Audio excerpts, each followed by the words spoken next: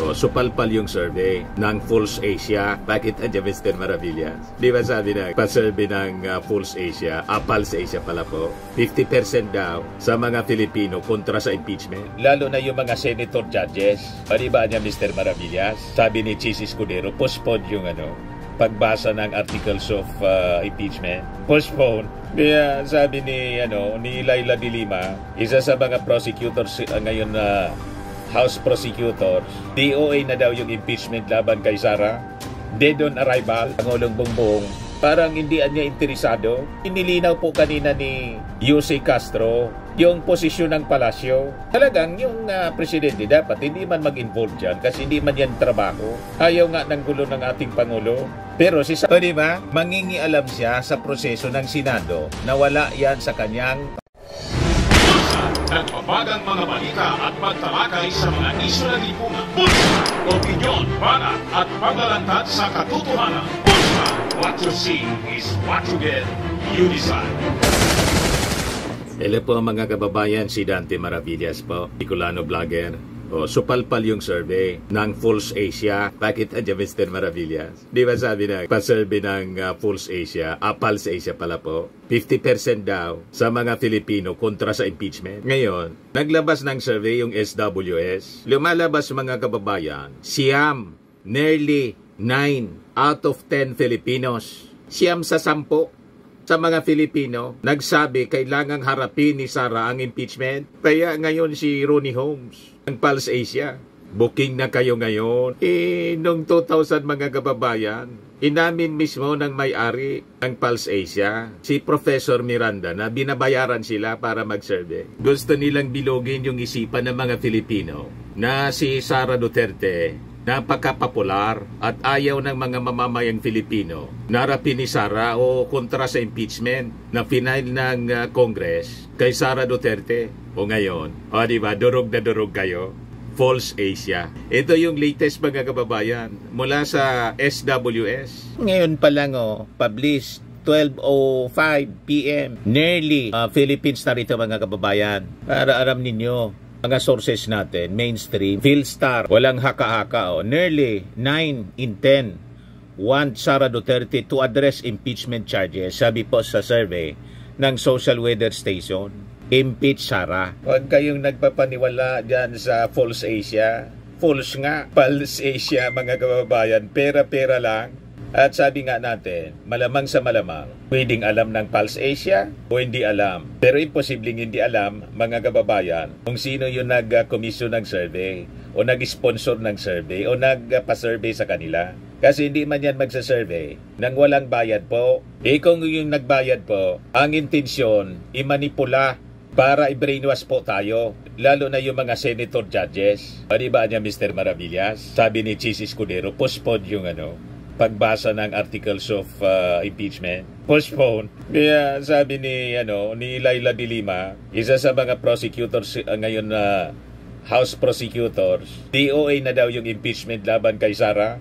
Dead on arrival. Nag-react si Jingo Estrada. Sabi ni Jingo Estrada, naniwala niya kayo sa chismis? And sabi ni Jingo naniwala kayo sa chismis? Jinggoy Blas de Lima for dead impeachment rumors. Ang nagpakalat kasi nito na kwento na nag-react si dating Senate President Franklin Drilon. Sa tingin niya daw, wala na, hindi na niya matutuloy itong impeachment trial. Yan sabi ni Drilon, no numbers, no trial. Drilon says Senate lacks votes to convict Sara Duterte. Mark my word, there will be no trial in my assessment. The impeachment complaint is there. But the trial, in my view, will never happen, sabi po ni Drilon sa interview ni Attorney Karen Jimeno ng Billionario News Channel. And because of that, sabi din ni House Prosecutor, former Senator Laila de Lima, DOA na niya yung impeachment, lalo sabi ni Chis Escudero, sa June 11 na lang niya yung reading ng articles of impeachment, imbes na June 2, imbes sa Monday. You see?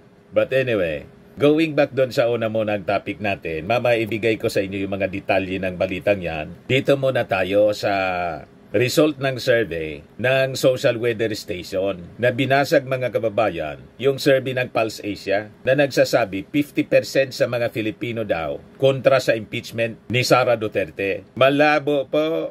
majority sa ating mga kababayan gustong-gusto na harapin ni Sara Duterte ang impeachment trial. Patunayan niya yung mga claims niya na inosente siya.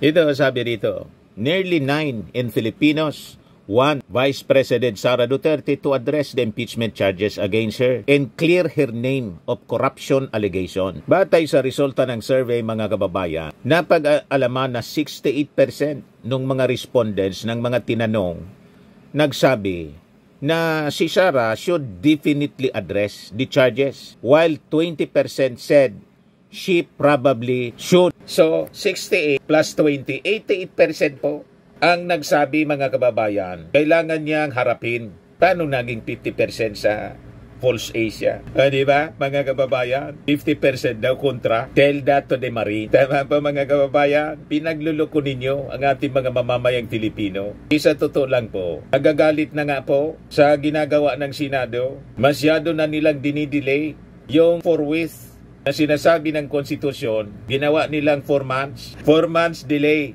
Tangga nagkakitang forthwith, naging 4 months. Ang ibig sabihin po ng forthwith, immediately. Agad-agad, sabi ng mga constitutionalist, mga legal experts. Ngayon lang ito si kabayang Chis Escudero, matigas din ang ulo. Ngayon, in-schedule niya, juntuan niya yung pagbabasa ng articles of impeachment. Kahapon, biglang nag-announce, postpone na niya. So sabi dito, only 7% believe Duterte should avoid the issue according to the SWA survey. So napakababa. 7% lang po ang mga DDS. Kaya yung mga pinapalabas na survey ng Pulse Asia na sinasabi nila 63% trust rating ni Digong, 50% pa yung trust rating ni Sara na wala mang ginagawa. Pagkatapos pagdating sa ating Pangulo, 32% lang daw ang trust rating ng ating Pangulo. Kung sino pa yung trabaho ng trabaho. Tapos sasabihin nila, weak leader, lame duck, president. O ano kayo ngayon? 4 mga kababayan na mga known personalities, ma-impluensya. Si Alice Goo, si Pacquiao, si Digong. Tapos kahapon si Arnie Tevez. Lahat ngayon nakahawla na. Iyakan kayo ngayon. Ano pa yung depensa ninyo? Tawagin lang ninyo yung ating Pangulo na weak leader. Weak leader, lame duck president. Sabi nga natin, ganun pala kabagsik ang isang weak leader. Ngayon, sabi pa dito mga kababayan sa balita, while addressing impeachment charges rank as Filipinos' second highest priority for the Duterte among actions included in the survey, the poll showed their top preference is for her to collaboratively work to prioritize the nation's needs with whopping 93% in support. Sa madaling salita mga kababayan, ang sabi ng ating mga mamamayan, Sara, magtrabaho ka naman. You see? Sabi dito, specifically at least 74% believe Duterte should definitely collaborate in addressing the nation's needs, while 19% said she probably should. Only less than 5% said she should not. Kita ninyo? Kasi nakikita ng ating mga mamamayan Filipino. Sige lang ang banat ni Sara. Sige lang ang panira. Pero hindi man nagtatrabaho. Nandun nga, lumayas na naman. Papuntang Netherlands. Dumaan sa Doha, Qatar. Para magpa-picture-picture sa mga OFWs. Tapos, nilason yung mga isipan ng mga kababayan natin doon. Hindi man pinapaliwanag kung paano niya ginamit yung confidential funds. You see? Banat lang ng banat. Kasama pa si Amy Marcos. Yan ang sabi rito. The survey results also suggest most Filipinos want the Vice President to veer away from lambasting the Marcos administration. Tigilan mo ng anya ninyo. Tigilan mo anya yung paninira. Banat ka ng banat sa Marcos administration. Wala ka mang contribution. Ang dapat anya gawin mo ninyo, tumulong ka. Makipag-collaborate ka. 93% yung nagsabi na ganyan. Sabi rito, at least 7 in 10 said Duterte should step back from criticizing the government and its initiative, while 2 in 10 said she definitely or probably should not. Madaling sabi, 70% ang nagsasabi sa ating mga kababayan, tigilan mo anya yung banat mo sa Marcos administration.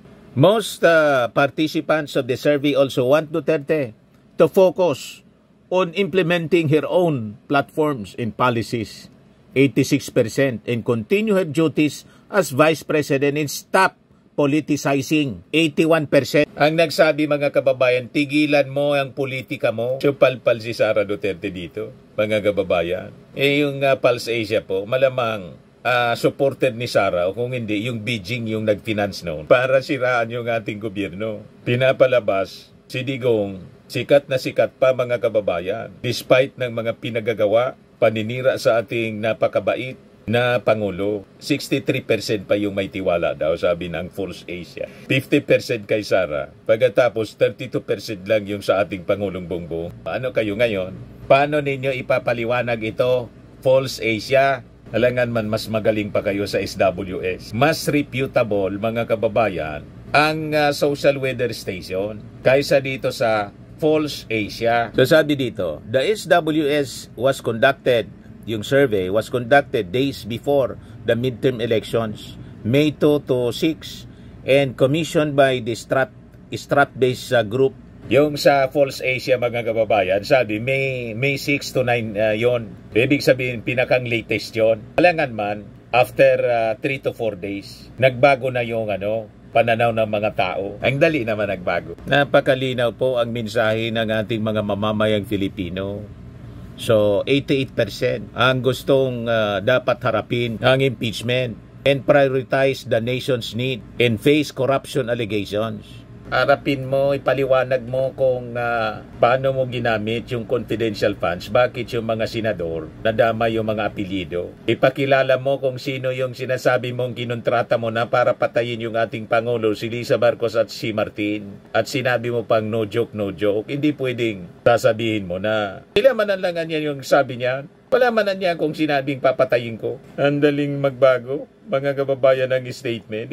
No joke nga eh. So mas malaki yung respondents dito, mga kababayan, 1,800. Yung sa Pulse Asia, 1,200. Respondents were drawn from Metro Manila, Balance Luzon, 300 respondents sa Manila, Balance Luzon 900, Visayas 300, in Mindanao 300, mga kababayan. Margin of error plus or minus 2.31% at the national level. Diba? Dito na nga tayo ngayon, mga kababayan, sa sinasabi. Nag-react si Senator Jingo Estrada doon sa sinasabing dead on arrival na daw yung impeachment case laban kay Sara. Sabi ni Jingo Estrada, yung Senadoan niya will not abandon its duty sa impeachment trial laban kay Sara Duterte. Estrada was reacting to former Senator Laila de Lima's statement that she had heard rumors that the impeachment trial would no longer move forward and was deemed dead on arrival due to the anticipated lack of votes. Sabi ni de Lima, even the president seems to want to show that he was no involvement or desire for this to proceed.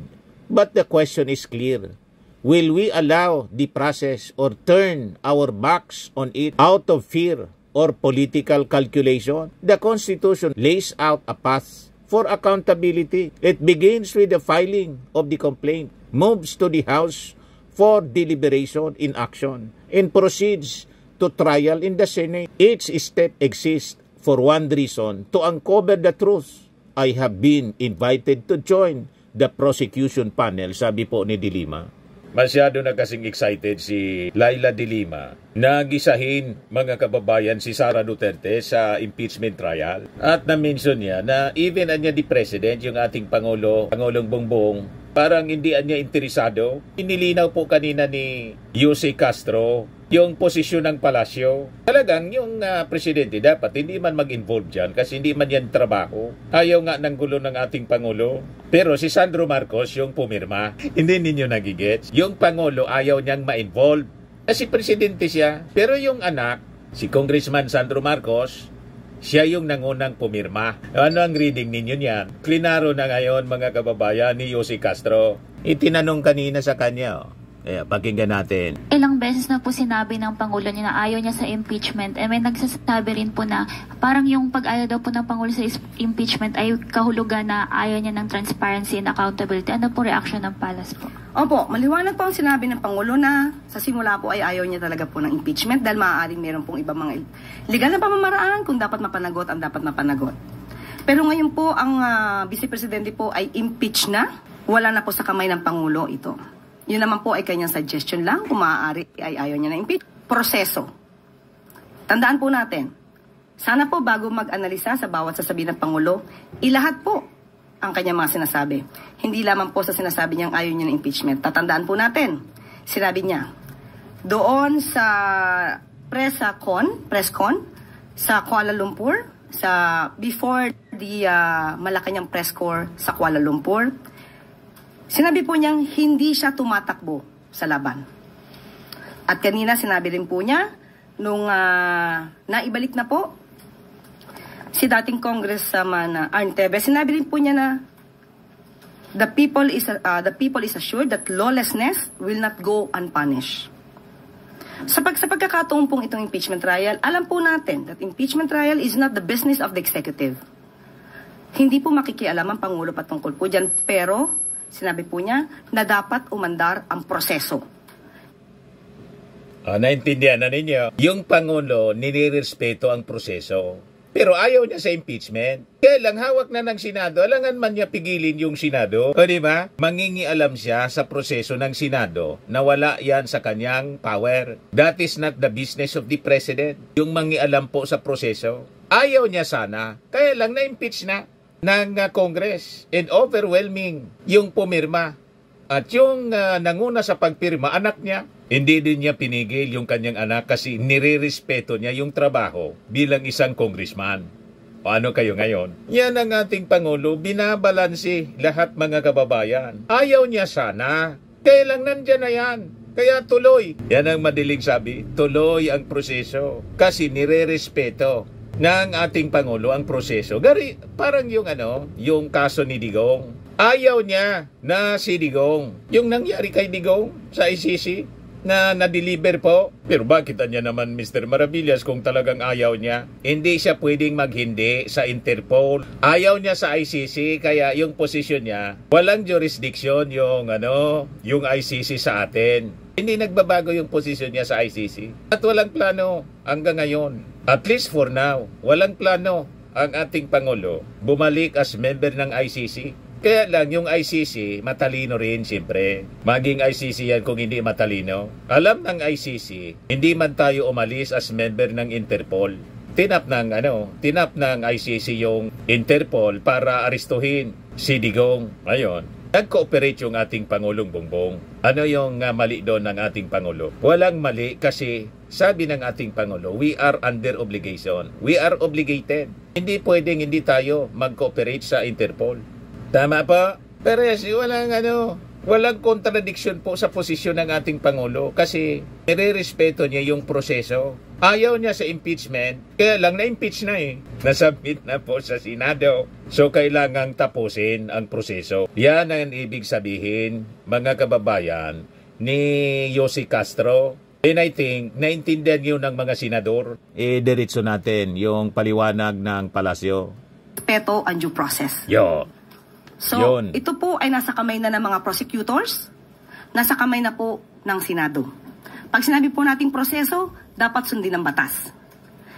Ang taong bayan na po ang titingin at maghuhusga sa mga taong nasa loob or maaaring gumalaw para sa impeachment trial.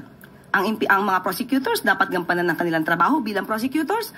Ang mga senador bilang judges ay dapat ding gampanan ng kanilang trabaho bilang senators, judges. Proseso po ang nais ng Pangulo.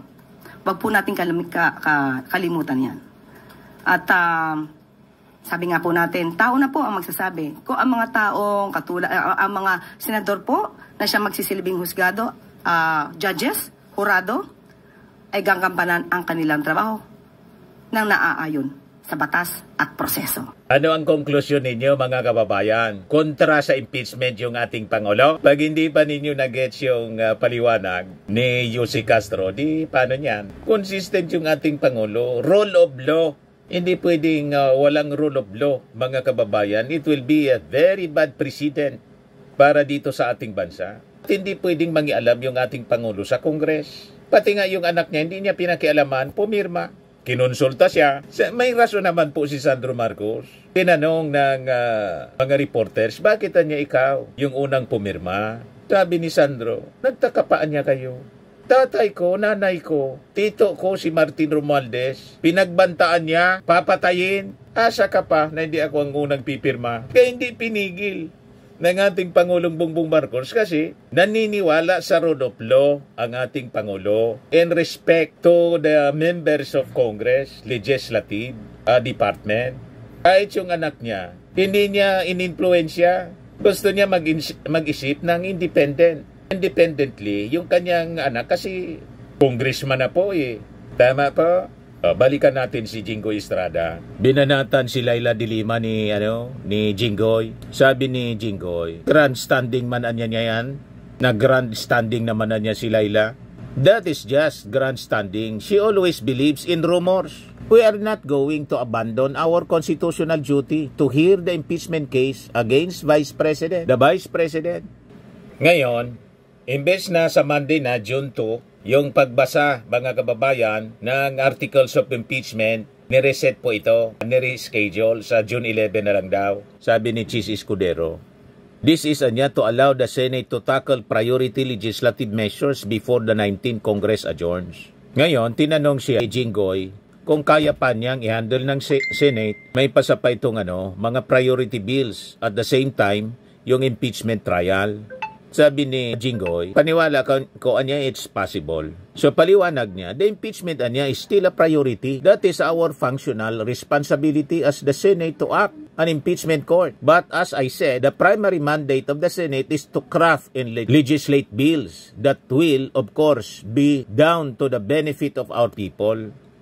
Ayos pa, malinaw na. Tuloy na tuloy ang impeachment trial. Hindi pwedeng biguin ang ating mga senador. Ang expectation ng ating mga mamamayang Filipino na based sa survey, 88% ang nagsabi sa ating mga mamamayan dapat harapin ni Sara ang impeachment trial. Hindi totoo na 50% sa mga Filipino kontra sa impeachment. Ang totoo, 88% pabor na harapin ni Sara yung mga kaso at 93% nagsabi si Sara dapat magtrabaho na. Magtrabaho ka man lang habang vice presidente ka pa, hindi ka pa natatanggal bilang vice presidente. Magtrabaho ka naman. Yan ang gusto ng overwhelming majority, 93%. At 70% ang nagsabi, tigilan mo ang paninira sa ating administrasyon, ang banat mo ng banat sa ating presidente. Fairmax framing and lifting cream, pinapahid po sa mga pulses in affected area. Mainam po sa paninigas ng mga kaso-kasuan. Ito naman po, Automax Radiant Serum. Sa mukha naman yung application, anti-aging po siya. You will look 10 years younger than your age. Sa mga cancer patients naman po, baka lang gusto ninyo itong itry. Neng siya red mixed fruit drink. Hindi mo po siya gamot, food supplement siya. Kaya lang, gawa siya mga kababayan sa goji berry. Yung goji berry may anti-cancer properties.